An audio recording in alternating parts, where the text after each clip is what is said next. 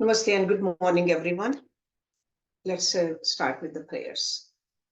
Om Guru Brahma, Guru Vishnu, Guru Devo Maheshwara, Guru Sakshat Parbrahma, Tasmai Shri Guruve Namaha, Om Bhur Bhavaswaha, Tatsavitra Varenyam, Bhargo Devasya Dhimahi, Diyo Yo Naha Prachodaya, Asto Ma Sadgamya, Tamso Ma Jyotirgamya, Mrityurma Amritam Gamya, ओम सहनावतु सहनौ भुनक्तु सह वीर्यं करवावहै तेजस्विनावधीतमस्तु मा विद्विषावहै ओम शांति शांति शांति.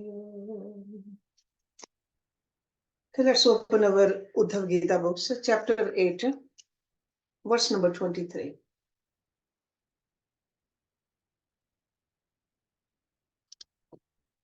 So Lord Krishna is saying, Katham vina rom harsham dravataha chetasa vina vina nandashruhu kalyaha shuddhed bhaktiha vinashya.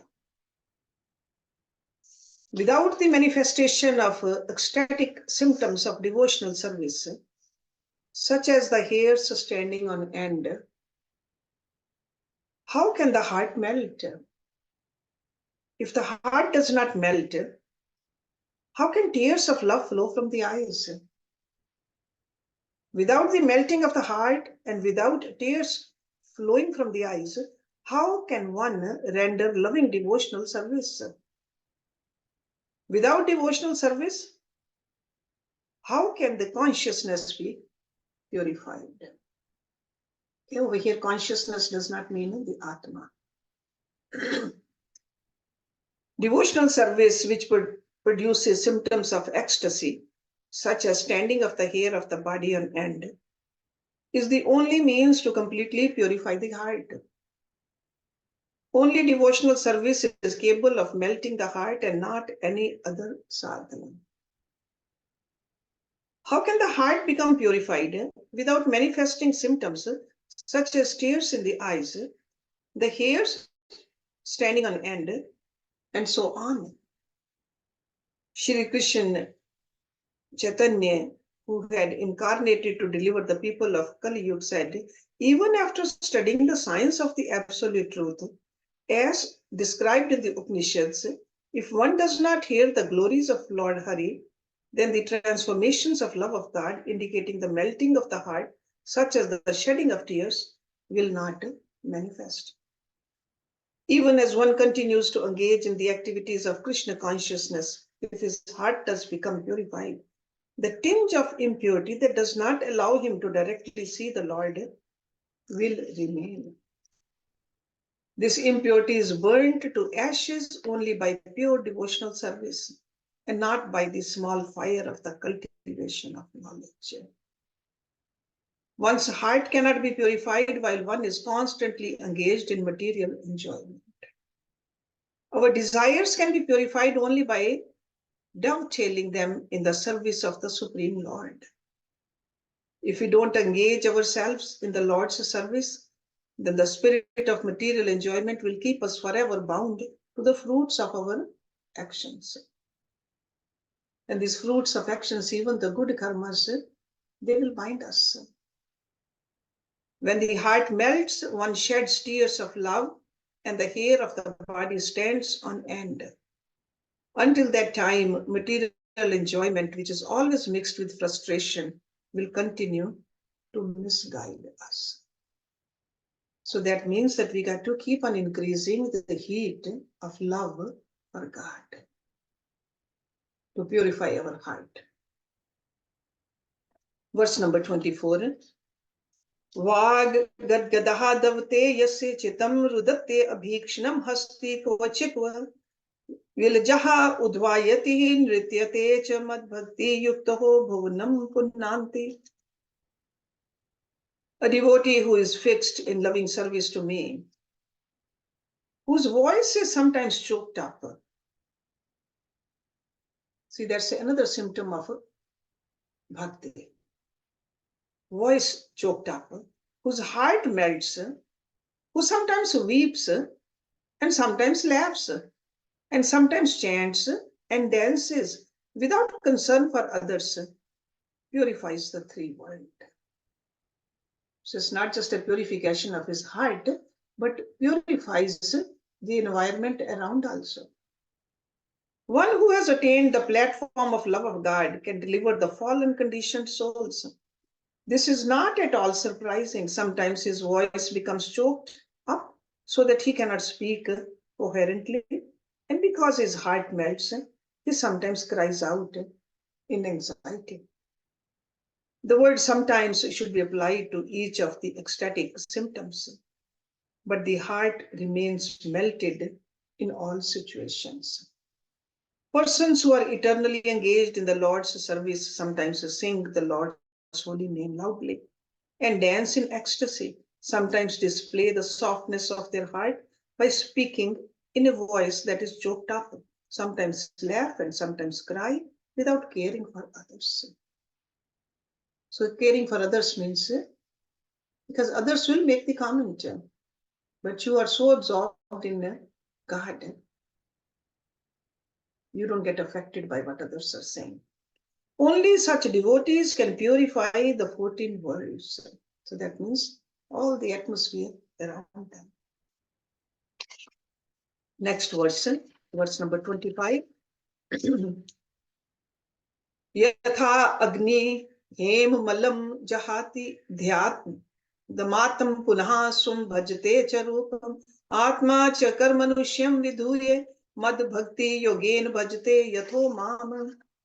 Just as the gold, when smelted in fire, gives up its impurities and returns to its pure, brilliant state, the spirit soul, absorbed in the fire of Bhakti Yoga, is purified of all contamination caused by previous fruitive activities, and as a result becomes situated in his constitutional position as my eternal servant. The Supreme Lord herein establishes the conclusion that only by devotional service can the heart be purified, and not by any other process. The example is given of gold. When gold is smelted in fire, all impurities are removed. This purification of gold cannot be obtained simply by washing it with soap and water.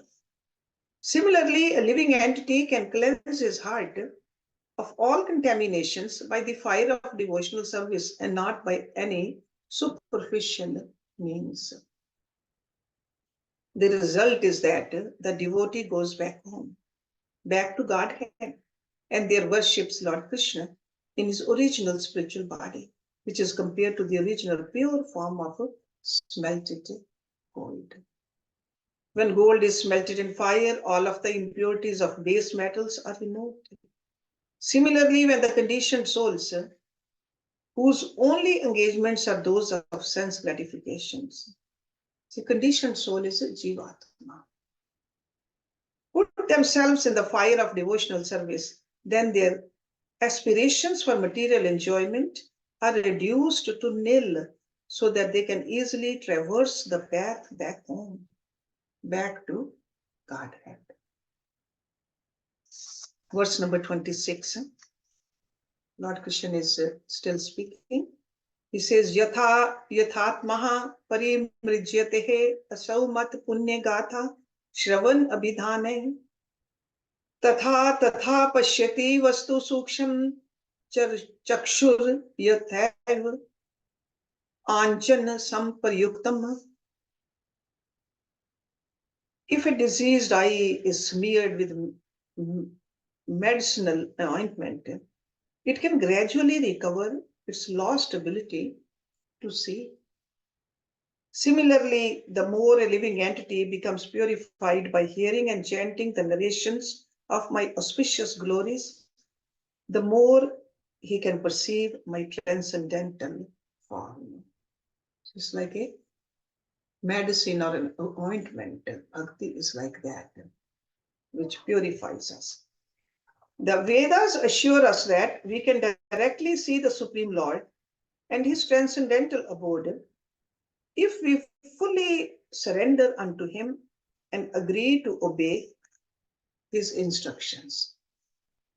The Lord and his name are non-different. And as soon as one sincerely hears and chants the holy names of the Lord, the wonderful effect will be felt. The example can be given that a person who has one eye is better off than one who is blind.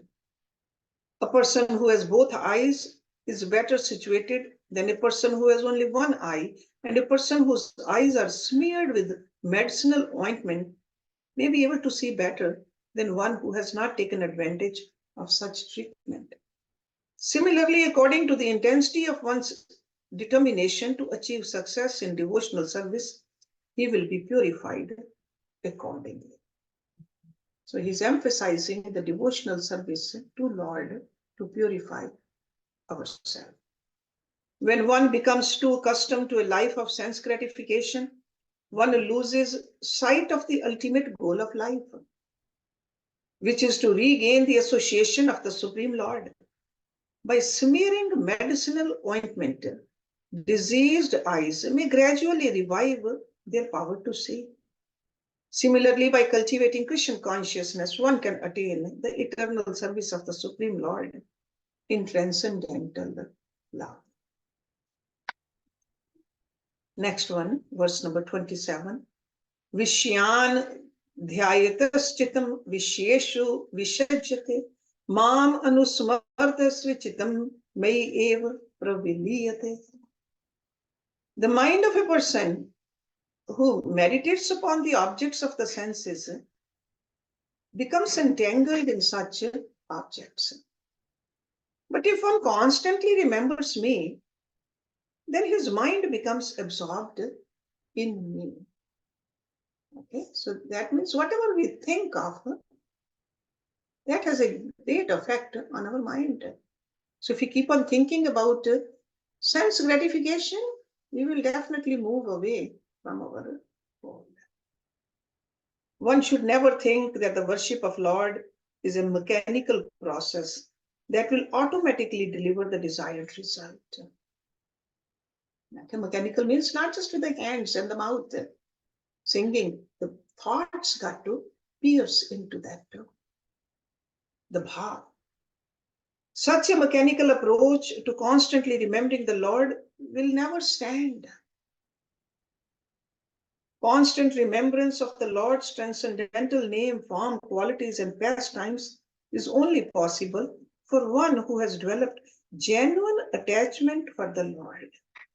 And this attachment is with the mind, where our mind is. Just as materialists can remain absorbed in the thought of the objects of their desire, so devotees can remain absorbed in the thoughts of the Lord when they have developed transcendental attachment to his devotional service. As the material senses run after sense objects, thinking them to be most desirable, by the cultivation of Krishna consciousness, one becomes fully absorbed in hearing and chanting glorification of the Lord's transcendental name, form, qualities, and pastimes. And what is a pastime? It's like a story, it's the Leelas. When this God incarnates in a form on this earth, there are always stories. Okay? And we read about them, hear about them, and we feel enchanted. Verse number 28. Tasmad asad abhidhyanam yatha swapan manoratham hetva me samadhyastu manomad bhav bhavitam. One should give up all paths for material elevation, which are no better than the creations of a dream.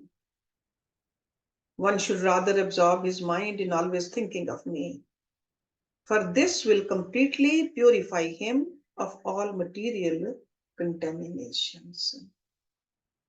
Okay, so this Maya is a contamination.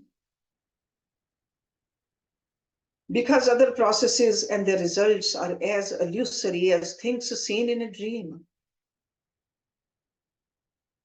The Lord instructs Uddhava to concentrate his mind on him by engagement in pure devotional service. One should give up all other methods for making advancements in life and simply fix his mind in the thought of the Supreme Personality of God. The ultimate goal of life for the conditioned souls is to engage in the unalloyed devotional service of the Lord by surpassing the three stages of consciousness: wakefulness, dreaming, and deep sleep. Okay? So surpassing these, that means we got to, with the love of God, reach the fourth stage, which is a turiya. That's what he's suggesting over here. Verse number 29. Istrinam istrim sanginam sangam tyaktva durat atamvan kushem vivikt asinas chintyen mam atanditaha. One who is aware of his eternal self should give up the association of women and of those who are attached to women and fearlessly sit down in a solitary place to carefully meditate on me. One should particularly give up studying the Kama Shastra written by Vatsayan Muni. If a peaceful person associates with such literature, he will lose his patience and become agitated. Therefore, one should fearlessly reside in a secluded place. One should carefully give up the association of women as well as those who are attached to women, and should fearlessly and enthusiastically cultivate Christian consciousness in a secluded place. Simply by thinking of a woman, one increases the desire for material life, causing one to forget the Supreme Lord. Therefore, one should completely disassociate himself from women and the desire to enjoy in their company. This is possible only by surrendering oneself to the Supreme Lord. So it was being told to a man, so that's why he's talking about women. To we women, we can always look at it the other way around too. Okay? So move or bring our attention toward God instead of other human beings or the material enjoyments. That's what he's suggesting.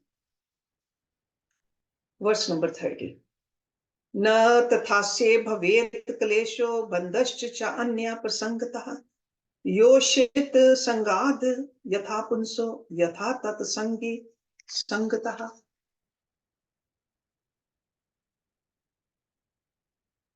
Of all kinds of distress and bondage, none is greater than the suffering and the bondage arising from intimate association with women and those who attach to women.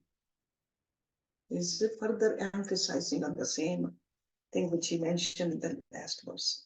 One who desires to be delivered from material existence should renounce all intimate contact with women, as well as those who are attached to women. Any respectable gentleman will become guarded if he comes in close contact with a lusty woman.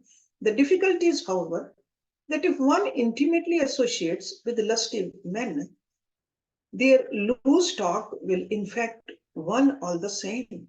Indeed, the association of lusty men can be even more dangerous than association with women, and thus it should be avoided by all means.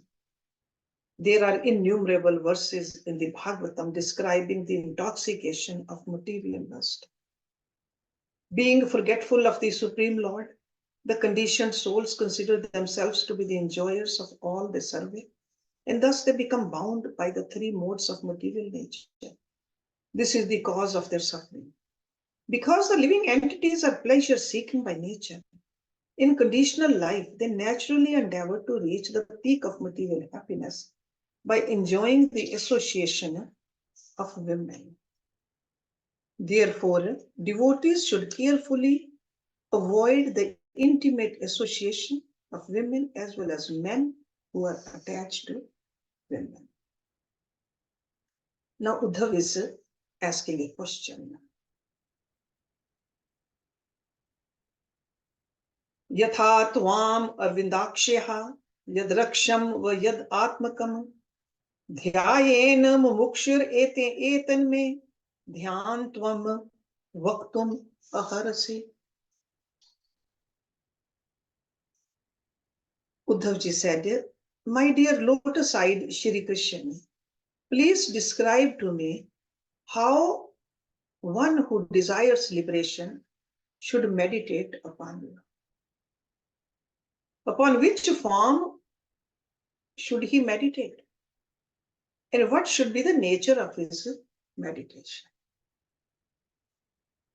Shri Uddhav is already on the platform of pure devotional service.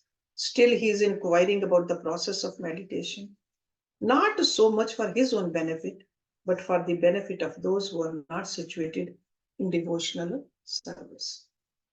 Uddhav said, "O lotus-eyed Lord, kindly tell me how one who desires liberation should meditate on you.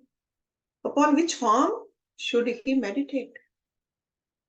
One may argue, what is the need for a pure devotee like Uddhav to inquire about the process of meditation, which is to be performed by those who desire liberation? It should simply be understood that Uddhav asked such a question not for his personal benefit, but for those who have not yet come to the platform of pure love of God. Now, Lord Krishna is answering his question. Verse number 32 and 33, they go together. Sam asan asinaha, sam kayo yatha sukham, hastav utsang adhay, swa nasagra kritekshana, pranasya shodhena, margam pur kumbhak rechkai, vipryenapi shaner abhyasena, nirjitendriyaha. The Supreme Personality of Godhead said, while seated on a level seat, that is not too high or too low, keeping the body straight and yet comfortable, placing the hands on one's lap and focusing the eyes on the tip of the nose. You remember the same instructions in Bhagavad Gita to Arjuna also. One should purify the pathways of breathing by practicing the mechanical exercises of Purak, Kumbhak, and Rechak. And I'm sure you're all familiar with these terms. And then reverse the procedure. So that means do a little pranayama before you meditate. Having fully controlled the senses, one should thus practice pranayama. Because by controlling the prana, it's easier to control the mind also. To concentrate the mind, one should fix his gaze on the tip of the nose. As stated in the Yoga Shastra, Antarlakshyo Bahirdrishti Sthirchitaha Susangata. The eyes, which generally see externally, must be turned inward. Because all day long, these eyes, they are looking outside, constantly looking around, gazing there. So must be turned inward, and thus the mind is steadied and fully controlled. So this is the technique he's giving it to us, how to control the mind with the help of the prana. Verse number 34. Hriday vichannam omkaram ghanta nadam visornavat pranen udiryam tatrat punah samveshyet swarama. One should raise the life air upwards to the heart, where the sacred syllable Om can be heard like the sound of a bell.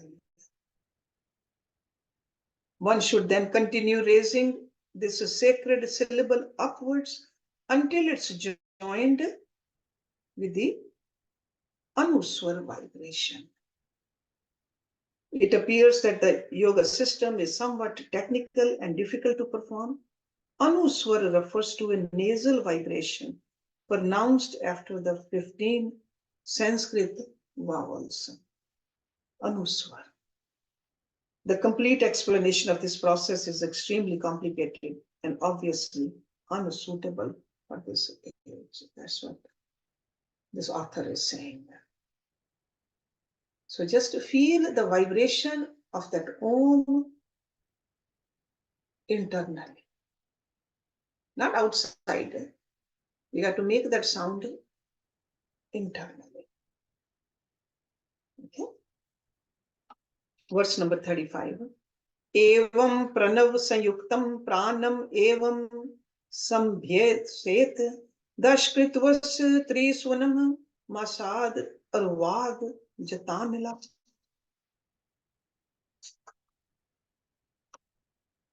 The Omkar, thus being joined, one should carefully practice the pranayam system of yoga 10 times at each sunrise. So that means early in the morning, do this meditation. And then he says noon and sunset. So 3 times. By doing so, after 1 month, one will have conquered the life air. You cannot expect the result in one sitting. You've got to do the abhyas regularly. One should diligently practice his yoga as recommended herein will control his mind after 1 month. That doesn't mean everybody's mind will be controlled in 1 month. Maybe somebody's mind is controlled in one sitting, and for others it might take longer. So 1 month really means do it for a longer period of time. Okay. Then there are a group of verses from 36 to 42. So let's look at them all together. Hat pundirkam antah satham urdhav nalam adhomukham dhyat vodhav mukham unidram ashtpatram sakarnikam karnikayam nyaset surye sumagin uttarotram vahni madhye samred rupam mam etad dhyan mangalam. The number 38. Samam prashantam sumukham dirgha charu chaturbhujam sucharu sundaram grivansu kopalam shuchi samitam saman karan vinyas safuran makra kundalam hem ambram ghanshyamam shri vats shri niketanam Shankh chakra gadapadam vanmala vibhushitam nupurer vilast padam kostub prabhyayutam dhyumat kirit katakati sutrang dayutam sarvang sundar hridam prasad sumekshanam. And last one, 42. Sukumaram abhidyayet sarvangeshu manodadat indriyani indriyarthebhyo manasaha krishya tanmana buddhya sarthinaha dhiraha pranyenamai sarvataha. Keeping the eyes half closed. So it's a continuation of the technique of meditation. And fixed on the tip of the nose, and being wide awake and alert. That means don't go to sleep. One should meditate on the lotus flower that is situated within the heart. Okay, that is Anahat Chakra, which has 8 petals and an erect stalk.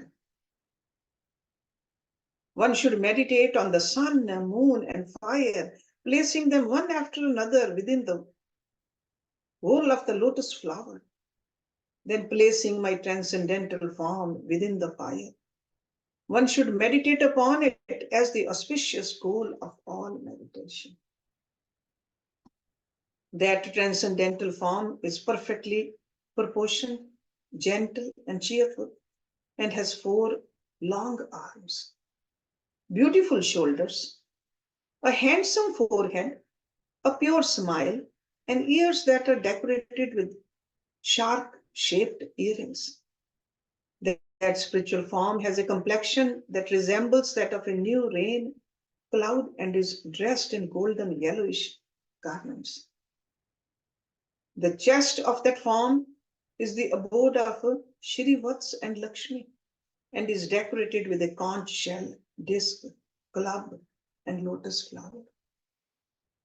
That form of mine is decorated with a garland of forest flower. The lotus feet are decorated with ankle bells, and this form exhibits the kaustubh gem and an effulgent crown. The upper hips are beautified by a golden belt, and the arms are decorated with valuable bracelets. All of the limbs of this beautiful form captivate the heart, and the face is beautified by merciful glancing. Withdrawing the senses from their sense objects, one should be grave and self-controlled and should use the intelligence to fix his mind upon all of the limbs of my transcendental body. Thus, one should meditate upon that most delicate transcendental form of mind. The lotus flower in the heart stands on an erect stalk. The word neas indicate that one should apply one's concentration to meditate on the form of the Supreme Lord. The phrase Dhyan Mangal means the auspicious object of meditation. The word Sam indicates a similar form. The Lord is described as peaceful, meaning that he is not harsh. The two marks of Shri Vats and Lakshmi are situated on either side of Shri Krishna's chest. For concentrated meditation, one should fix his mind with the help of his intelligence. And in this way, one should gradually perfect his meditation upon the Supreme Lord. Verse number 43.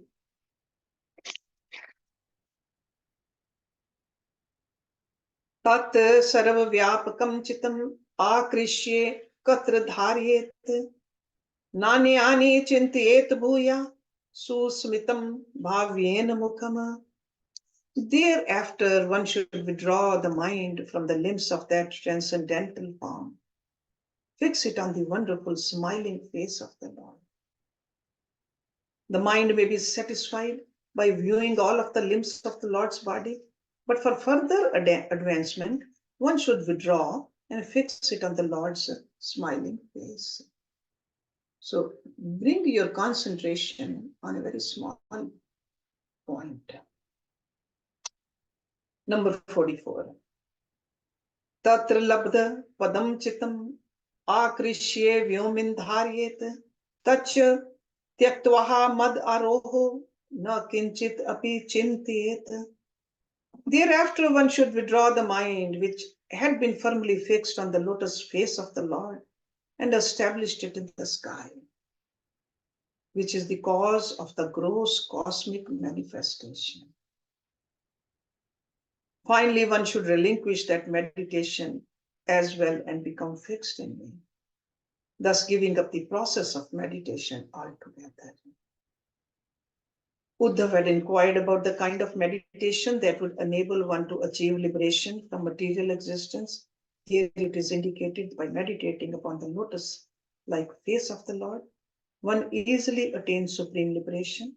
It should be understood that devotional service to the Supreme Personality of Godhead is the activity of the liberated souls, and thus is fully transcendental. Simply to be a meditator is considered very insignificant for those who are engaged in the unalloyed devotional service of the Lord. So in other words, the meditation should not be just mechanical. This is the process we are going through to become one with God. We should remember that.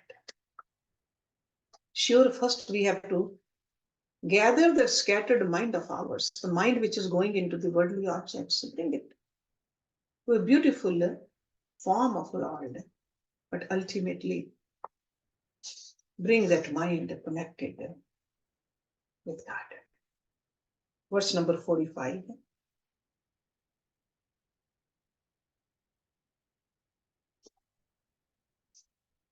एवं समाहित मतिमाम एवात्मानम आत्मनि विचष्टे मयि सर्वात्म ज्योतिषि संयुतम.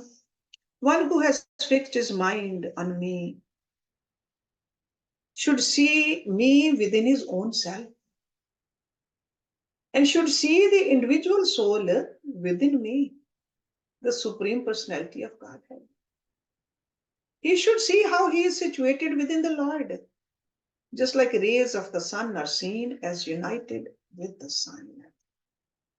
The Supreme Lord is situated within the hearts of all living entities, and the living entities are situated within the gigantic universal body of the Lord. Still, the Supreme Lord is the single maintainer of countless living entities. Verse number 46. Dhyanena tyatham sutivrena yunjataho yogino mana sanyasatasya ashu nirvanam dravya jnana kriya brahma. When the yogi carefully controls his mind by complete absorption in meditation, his false identification with material objects, mundane knowledge, and fruitive activities is soon dispelled. The result of intense meditation upon the form of the Lord is that one becomes freed from all illusion, including the threefold miseries: Adhibhotik, Adhidaivik, and Adhyatmik. These are the three miseries we go through in life. We got to rise above them. Hatha yoga or karam yoga and vichar yoga or raj yoga are partial aspects of bhakti yoga, because all those eventually should increase the bhakti in us, the love for God. The non-devotee yogis engage in the cultivation of knowledge, but it is only partial. The meditation which is performed in pure devotional service is absorption in thought of the Supreme Lord's transcendental names, forms, qualities, associates, and pastimes. Constant meditation is the result of absorption in the glorification of the Lord, which is one of the 9 processes of devotional service known as Kirtan. When one is ignorant of his spiritual identity as the eternal servant of the Supreme Lord, he may be attracted to the performance of Hatha Yoga. Such practice will enable one to gradually come to realize his spiritual identity, and so it may serve as a stepping stone to the goal of devotional service. Those who take pleasure in mental speculation to philosophically understand the absolute truth may, after many births and deaths, come to the conclusion that the Supreme Lord is the cause of all causes, and thus begin to engage in devotional service. If one performs meditation without accepting the transcendental form of the Lord as the absolute truth, then his meditation will not award the results that have been described in this verse. In the Hatha Yoga system, one learns to control the body, and the Jnana Yoga system, one learns to control the mind. In either case, one works for his own elevation, being impelled by selfish desires. This kind of selfish activity is referred to in this verse as a kriya. One who desires the perfection of yoga must give up materialistic dravya, jnana, and kriya, and ultimately engage in the devotional service of the Lord. So what he's saying that when we are taking care of the body, we should not forget the God. When we are cultivating the knowledge also, or when we are serving people also, doing the seva, we got to always remember the goal is to become one with God.